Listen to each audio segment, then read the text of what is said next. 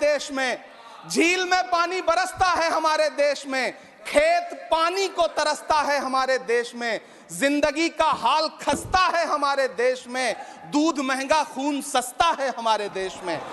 Ma'am, रोजगार, महंगाई, किसान, मनरेगा, पेट्रोल डीजल के दाम, गैस सिलेंडर के दाम, फसलों की एमएसपी की गारंटी, इन सब जन सरोकार की बातों से इस बजट का कोई लेना देना नहीं। हमारे ट्रेजरी बेंच के साथी हंगामा कर रहे हैं। मैं तो कहना चाहता हूं मैम, वो एक बार इनके एक नेता एक गांव में गए और उन्होंने गांव में कहा कि गांव वालों आओ, मैं तुम्हारी समस्याएं समाप्त करना चाहता हूं।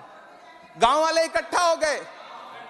नेताजी ने गांव वालों से कहा, बताओ तुम्हारी 2 समस्याएं बताओ, मैं दोनों समस्याओं का यहीं पे समाधान करूंगा।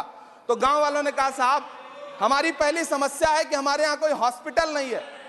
तो नेताजी ने मोबाइल निकाला, कहीं फोन मिलाया और मिला के फोन पे पता नहीं क्या कुछ कहा कि यहाँ गांव में हॉस्पिटल नहीं है, हॉस्पिटल तुरंत, यहाँ हॉस्पिटल चाहिए। गांव वाले खुश हो गए कि 1 मिनट में यहाँ हॉस्पिटल आ रहा है।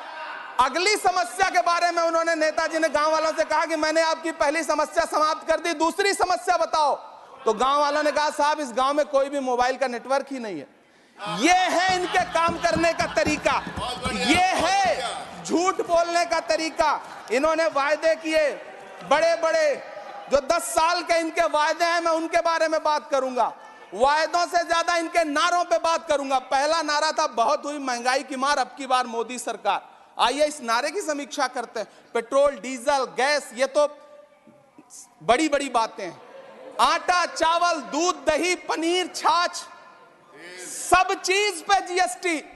अरे ये फिल्में टैक्स फ्री करने वाले लोग कफन तक पर जीएसटी लगा रहे हैं और ये गरीबों की बात करते हैं। मैम, ये सरकार झूठ की सरकार है।